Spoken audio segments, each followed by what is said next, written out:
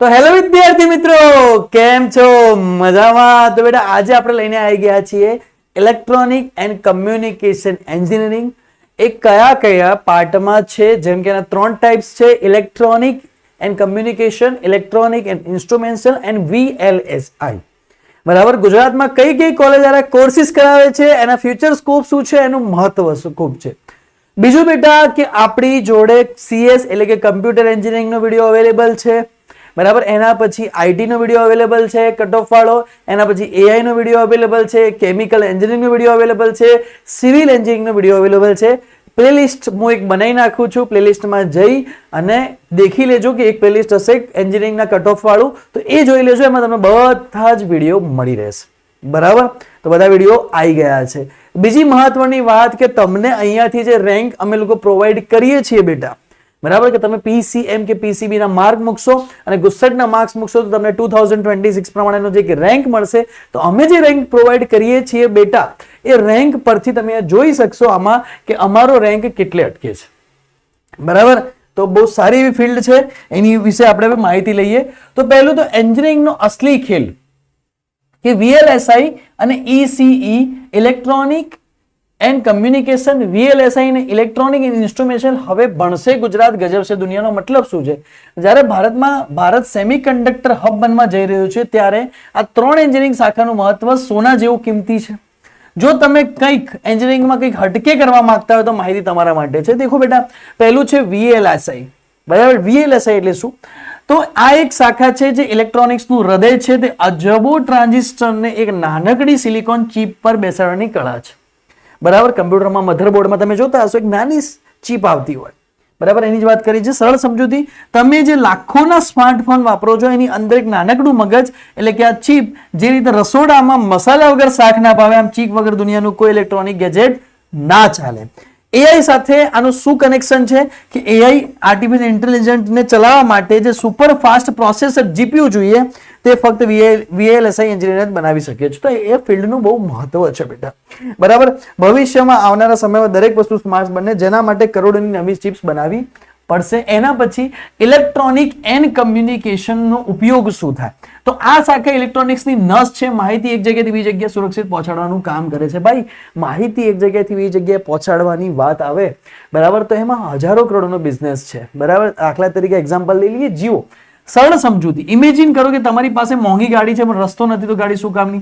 ECE એ રસ્તો છે કે ડેટાને હવામાં ઉડાડીને એક ફોનમાંથી બીજા ફોન સુધી લોકોને પહોંચાડી આપીએ. AI સાથે કનેક્શન, AI દ્વારા ડેટાનું એનાલિસિસ કરવા માટે તે ડેટાને હાઈ સ્પીડ નેટવર્ક દ્વારા ટ્રાન્સફર કરવો પડે, જે 5G 6G નેટવર્ક વગર અશક્ય છે. તો જે નેટવર્ક કમ્યુનિકેશનના જેટલા બી સાધન છે એ EEC એન્જિનિયરના બેઝ ઉપર છે. બીજું કે ભવિષ્યમાં સેલ્ફ ડ્રાઇવિંગ કાર, જો કે આવી જ ગઈ છે, ભવિષ્યની બી જરૂર નથી. સ્માર્ટ સિટીના યુગમાં EEC એન્જિનિયરની ડિમાન્ડ ટોચ પર રહેશે. તો સારી એવી ડિમાન્ડ છે EEC ની. બરાબર. ઇલેક્ટ્રોનિક એન્ડ કમ્યુનિકેશન ની જગ્યા ઇલેક્ટ્રોનિક એન્ડ ઇન્સ્ટ્રુમેન્ટલ ની વાત કરી તો આ ટેકનોલોજી આંખ અને કાન છે, કોન્સેપ્ટ અને કંટ્રોલ સિસ્ટમ પર આધારિત છે. ફેક્ટરીમાં કયું મશીન કેટલું ગરમ થયું, ક્યારે બંધ થશે, બધું જ કંટ્રોલ કરવાનું કામ. જો તમને રોબોટિક્સ અને મોટી મેજિક થી ચલાવવામાં રસ હોય તો બેસ્ટ છે. AI સાથે રોબોટિક્સમાં AI ને ડેટા મળે, તે સેન્સર દ્વારા મળે, અને સેન્સર ખોટું હશે તો AI પણ કામ નહીં કરે. ભવિષ્યમાં 4.0 સ્માર્ટ મેન્યુફેક્ચરિંગમાં આ શાખા વગર નહીં ચાલે.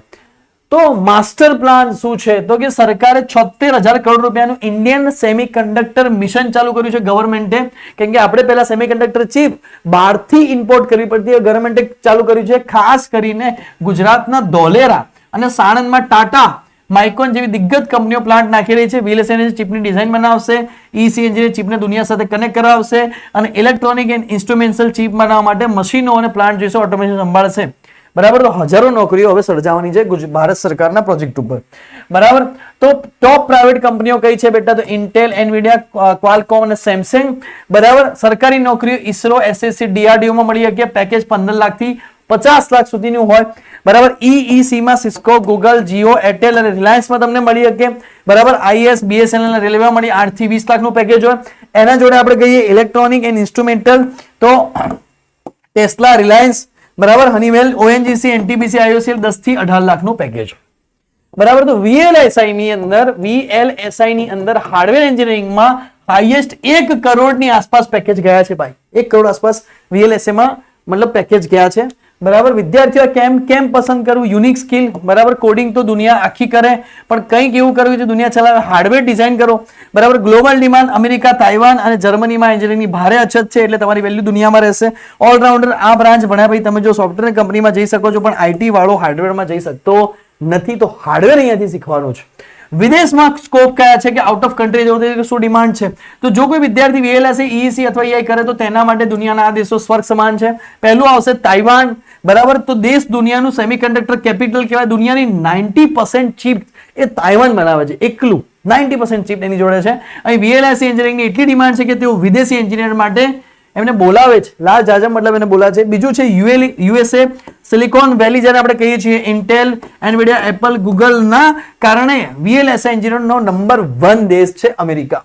જર્મનીની વાત કરીએ તો જો કોઈને ઇલેક્ટ્રોનિક એન્ડ કમ્યુનિકેશન અથવા ઇલેક્ટ્રોનિક એન્ડ ઇન્સ્ટ્રુમેન્ટ્સ રસ હોય, જર્મની જો કોઈ દેશ નહીં, ત્યાં ઓટોમોબાઈલ, મર્સિડીઝ, BMW અને રોબોટિક્સ ઇન્ડસ્ટ્રી છે. જર્મનીનો રૂલ છે કે જર્મનીમાં તમને જર્મન લેંગ્વેજ આવડતી હોય તો તમને ઘણી બધી વસ્તુ ઈઝી થઈ જાય, બરાબર. જાપાન અને દક્ષિણ કોરિયા, સોની, સેમસંગ અને LG જેવી કંપનીઓમાં પણ આ એન્જિનિયરની જરૂર પડે છે. તો ફ્યુચરમાં જો તમને આઉટ ઓફ જવાનો પ્લાન હોય તો અહીંયા સેમ છે. ઘણા મિત્રોનો પ્રશ્ન હોય છે કે સર આઉટ ઓફ જવું છે પણ શું અહીંયાનો કોર્સ આઉટ ઓફમાં ગણાશે? તો બેટા કોલેજના રૂલ પ્રમાણે કે તમારી કોલેજ અમુક વસ્તુમાં રજિસ્ટર્ડ 5 હોય, NAC કંઈક સમથિંગ આવે છે, એમાં રજિસ્ટર્ડ હોય, NAAC નહીં, બરાબર. એમાં તમારી કોલેજ રજિસ્ટર હોય તો તમે એમાં જઈ શકો છો. એક વસ્તુ હું તમને કહી દઉં, જો સમજો, એક માહિતી છે. જો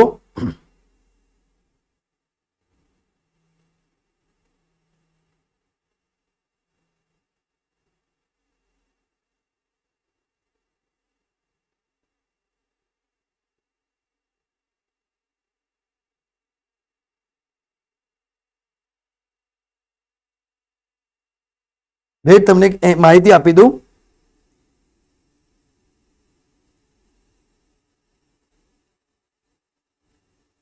જો તો તમારી કોલેજ બેટા NBA થી રજિસ્ટર્ડ હોવી જોઈએ, national board of ACCE DITATION, બરાબર, એક્રેડિટેશન. તો તમારી કોલેજ NBA થી રજિસ્ટર હોવી જોઈએ. જો તમારી કોલેજ બેટા NBA થી રજિસ્ટર છે તો ત્યાંનો જે કોર્સ તમે કરશો આર્યો તો એને વેલિડ ગણશે અને તમે આઉટ ઓફ કન્ટ્રીમાં જઈ શકશો. તમારે આઉટ ઓફ કન્ટ્રીમાં જઈને રીસ્ટાર્ટ કરવાનું નહીં રહે. બીજું કે સર આ કોલેજમાં જાણવું કેવી રીતના કે અમે જે કોલેજમાં એડમિશન લઈએ છીએ ત્યાંની પર રજિસ્ટર્ડ છે કે નહીં? તો આપણે આની માટે વેબસાઇટ છે કે nbaind.org. આના પરથી બેટા તમે જાણી શકો કે અમારી કોલેજ રજિસ્ટર્ડ NBA માં છે કે નહીં. જો NBA માં આપણી કોલેજ રજિસ્ટર હોય તો ભવિષ્યમાં અહીંયા ઇન્ડિયામાં તમે કોર્સ કરેલો હોય તો આઉટ ઓફ માય વેલિડ ગણાય, બરાબર. તો અહીંયા આ વાત થઈ ગઈ. હવે આપણે જઈએ બેટા કોલેજના કટ ઓફ ઉપર. તો કોલેજના કટ ઓફ ની વાત કરીએ તો પહેલા તો વાત આવી જાય કે પહેલા નંબરની, ફર્સ્ટ નંબરની કોલેજ કઈ છે આ બ્રાન્ચ માટે. તો પહેલા આપણે બધા વાત કરી કે ફર્સ્ટ નંબરની જે બ્રાન્ચ છે, વેટ, ઓકે. તો પહેલી આપણી જે બ્રાન્ચ છે ફર્સ્ટ નંબરની છે DDICT ગાંધીનગર, DAIICT. 40 સીટ છે, એમાંથી ગવર્મેન્ટ સીટ ખાલી 10 જ છે, બરાબર. 2026 પ્રમાણે એમાં રેશિયોમાં ચેન્જીસ થશે, બરાબર. જેમ નવા નોટિફિકેશન આવે છે એમ સીટ્સ બદલાતી રહે છે, બરાબર. તો VLSI જનરલ માટે 223 કટ ઓફ, બરાબર. TFW માસ માટે ખાલી 49, EWS માટે 262, OBC માટે 789, SC માટે 1442 અને ST માટે 4021, બરાબર. એના પછી institute of technology Nirma university second number પર છે, જેમાં 56 ગવર્મેન્ટ સીટ છે બેટા. એમાં ઇલેક્ટ્રોનિક ને કમ્યુનિકેશન કોર્સ ચાલે છે. જનરલ માટે 627, TFWS માટે 253, એના પછી EWS માટે 837. અહીંયા ધ્યાન રાખજો, OBC માટે 2177 અને SC માટે 5438 અને 36,000 સમથિંગ ફીસની વાત કરી, સોરી, 2,75,000 ફીસ છે. અહીંયા ઝીરો નીચે આવી ગયો છે. 3,56,000 સમથિંગ અને ફીસ થાય છે, બરાબર. Faculty of engineering DDU Nadiad. તો DDU ગવર્મેન્ટ કોલેજ છે, 56 ઇન્ટેક. EC ની અંદર જઈએ તો બેટા જનરલ માટે 1188, બરાબર. EWS માટે 1637, ઓબીસી માટે 1830, બરાબર, એસસી માટે 8764 અને અહીંયા 38,000 સમથિંગ, ખાલી 1500 ફી ગર્લ્સ માટે ફ્રી છે ડીડીયુ નડિયાદ, બરાબર. એલડી કોલેજ ઓફ એન્જિનિયરિંગ ની વાત કરી છે, 4th નંબર પર આવે છે આ બ્રાન્ચની માટે. 150 ઇન્ટેક્સ છે, જેમાં 1924, દેખો એ કટ ઓફ બહુ સારા જઈ રહ્યા છે, 1220, 2359, 3508, 10,000, 32,000, તો એમાં બી ફીસ બહુ ઓછી છે. देखो टॉप 4 ની વાત કરીએ ને, टॉप 5 કોલેજ ની વાત કરીએ, બરાબર, તો टॉप 5 કોલેજમાં તમે જોવો ને તો टॉप 5 કોલેજના કટ ઓફ કમસે કમ 2000 થી ઉપર છે. મતલબ આ ફિલ્ડની ડિમાન્ડ છે, એનો મતલબ આટલા બધા કટ ઓફ ક્યારે જતા હોય, જ્યારે ડિમાન્ડ હોય, બરાબર. ઇન્સ્ટિટ્યૂટ ઓફ ટેકનોલોજી નિરમા, બરાબર, તો આ નિરમામાં એક કોર્સ, નિરમામાં 2 કોર્સ છે. એક કોર્સ હતો બેટા ઈસી, હવે બીજો કોર્સ છે ઈઆઈ, ઇન્સ્ટ્રુમેન્ટલ એન્જિનિયરિંગ, જેમાં 19 સીટ છે, 2186,919, AWS માટે 2532, OBC માટે 2930, બરાબર ને, ટોટલ 2,75,000 ફીસ છે નિરમાની. સમજો, નિરમાની ફીસ 2,75,000, બરાબર. પંડિત દીનદયાળ યુનિવર્સિટી PDEU ગાંધીનગરની વાત કરીએ તો એનામાં 48, ઇલેક્ટ્રોનિક એન્ડ કમ્યુનિકેશન, આનો બી રેન્ક સારો જાય છે, 2902, 4054, 6492, 5735, તો આનો બી એની ફીસ છે 3,10,000, બરાબર. આ ઝીરો નીચેનો ગણજો, 3,10,000 એની ફીસ છે બેટા. Faculty of engineering MSU Baroda, દેખો સારી કોલેજ છે, બરાબર. 8 જે લિસ્ટમાં બતાવી છે ને મેં, ટોપ 8 કોલેજ, એ ટોપે ટોપ કોલેજ છે, એમાંથી ગમે તે એડમિશન લઈ લો, વાંધો નહીં આવે, બરાબર. આ ટોપે ટોપ 8 કોલેજ બહુ સારી કોલેજ છે. એની અંદર થાય છે EE, બરાબર.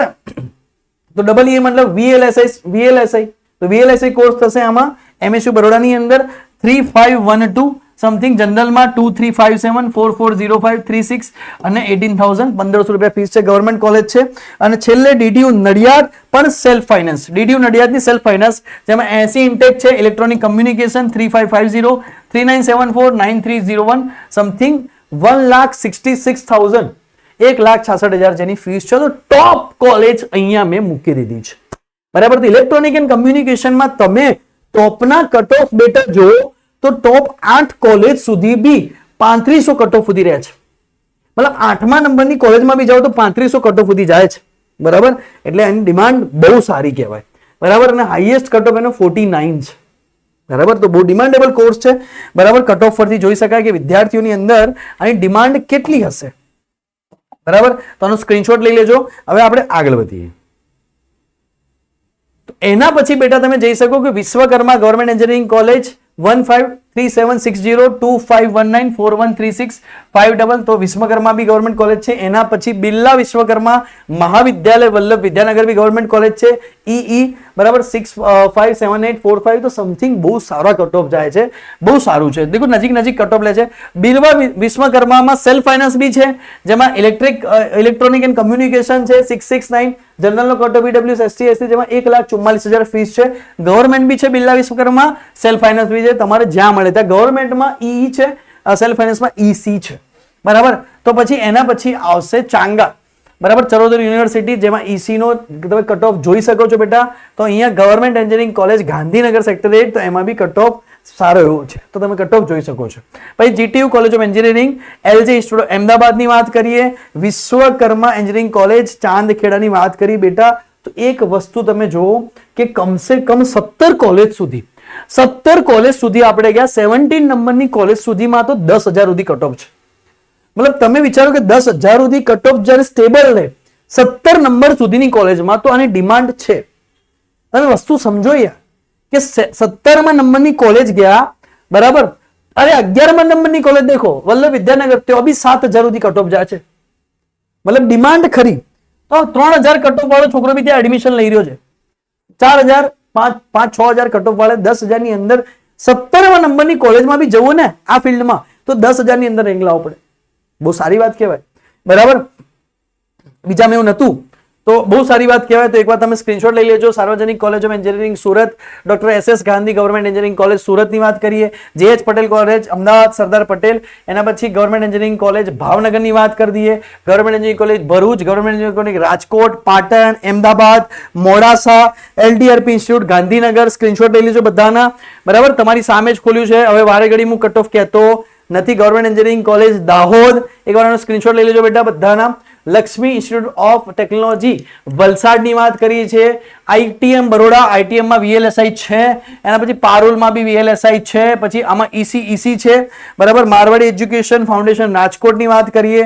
પછી Bakrol Atmiya university, PP Savani college, બરાબર. તો સારી એવી કોલેજ છે બધી. શ્રી સ્વામી ગણપત યુનિવર્સિટી મહેસાણાની આપણે વાત કરીએ. પછી એના પછી Gandhinagar institute of Kalol, united institute of technology, પછી Bhagwan Mahavir college of engineering Parul ઇન્સ્ટિટ્યૂટની વાત કરીએ. SR Patel engineering college Unjha, SN Patel, બરાબર. તો અંસાબા છેલ્લી કોલેજ છે, બરાબર. તો અહીંયા આપણને આટલા સુધી આઈડિયા આવી ગઈ. તો ટોટલ બેટા 52 કોલેજીસ છે. પણ એક વાત અહીંયા સમજવા જેવી છે કે ટોપ 17 કોલેજ સુધી 10,000 સુધી કટ ઓફ રહ્યો. તો આ વાતને સમજવાની છે.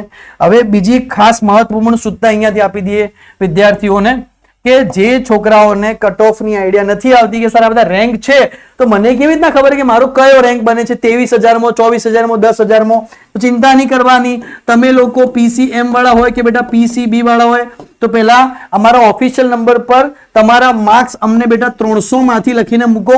ચાહે તમે PCM માં હોય, ચાહે તમે PCB માં હોય, અને સાથે સાથે અમને ગુજસેટ ના માર્ક્સ પણ લખીને મૂકો બેટા કે 120 માંથી કેટલા આવે છે, તો હું તમારો રેન્ક કાઢી આપીશ. ઠીક છે? તો PCM અને PCB માંથી મૂકો, ગુજરાતમાંથી તમે ગુજસેટ ના માર્ક્સ અહીંયા મૂકી શકો છો. અમારો ઓફિશિયલ નંબર હું તમારી સામે લખી દઉં છું, બરાબર, કે ધ મૂન ફિઝિક્સ નો ઓફિશિયલ નંબર શું છે. તો મૂન ફિઝિક્સ નો ઓફિશિયલ નંબર 94276, બરાબર, 75546. આ મૂન ફિઝિક્સ નો ઓફિશિયલ નંબર છે. 9427675546 આ આનો ઓફિશિયલ નંબર છે. તો બેટા તમે આ મૂકી શકો છો. ધ્યાનથી સંભાળજો કે આ જ્યારે તમે મૂકો બેટા કટ ઓફ તો બહુ ઉતાવળ ના કરતા, કારણ કે બહુ બધા છોકરાઓનો મેસેજ આવે છે તો અમે ધીમે ધીમે રિપ્લાય આપીએ છીએ. હું પર્સનલ બધાને રિપ્લાય આપું છું, ટ્રાય કરું છું કે બધાને રિપ્લાય પર્સનલ આપી શકું, તમારા આન્સરના જવાબ બી આપું છું. અમુક વિદ્યાર્થી જોડે એના કોઈ સવાલ હોય તો વાતચીત બી થાય છે. આજ સવારે જ અમારા સુરતના એક પેરેન્ટ્સ જોડે વાતચીત થઈ હતી, એક છોકરીનો ફોન આવ્યો હતો, એક સ્ટુડન્ટ નડિયાદથી એક સ્ટુડન્ટે મને ફોન કર્યો હતો, એ બધાના વાતચીત થઈ હતી. પાટણમાંથી ફોન આવ્યા હતા, ભરૂચમાંથી બી ફોન આવેલા હતા. તો અલગ અલગ જગ્યાએથી ફોન બી આવે છે બેટા. તો તમે ઉતાવળ ના કરશો, બરાબર, ઉતાવળ ના કરશો. હજી આપણે એડમિશન બહુ વાર છે. એકવાર હું કહું કે એકવાર મારી વાત સાંભળજો બેટા, ભલે કોઈ ફિલ્ડમાં જવું હોય કે ના જવું હોય, એકવાર બધાના કટ ઓફ નોંધ કરી લેજો, જોઈ લેજો આપણા સંતોષ માટે, બરાબર. બધી એન્જિનિયરિંગ ફિલ્ડ વિશે એકવાર જાણી લેજો, બરાબર. આપણા સંતોષ માટે બધી એન્જિનિયરિંગ ફિલ્ડ માટે એકવાર જાણી લેજો, પછી ડિસાઈડ કરજો કે આપણે એમાં ક્યાં જવું ને શું કરવું, બરાબર. બીજી વસ્તુ કે હજી બીજી જે બી ફિલ્ડ છે બધાના વિડીયો આવવાના છે. એક બે વિડીયો એવા છે કે તમે પેરેલલી કઈ કઈ એક્ઝામની પ્રિપેરેશન કરી શકો, પેરેલલી કયા કયા કોર્સ કરી શકો, એ પણ વિડીયો આવશે, બરાબર. તો ટાટા બાય બાય, મળીએ નેક્સ્ટ વિડીયોમાં. ચેનલને સબસ્ક્રાઇબ કરવાનું તો બિલકુલ ના ભૂલતા, અને બેટા શેર કરજો, બરાબર. આવજો, ટાટા બાય બાય.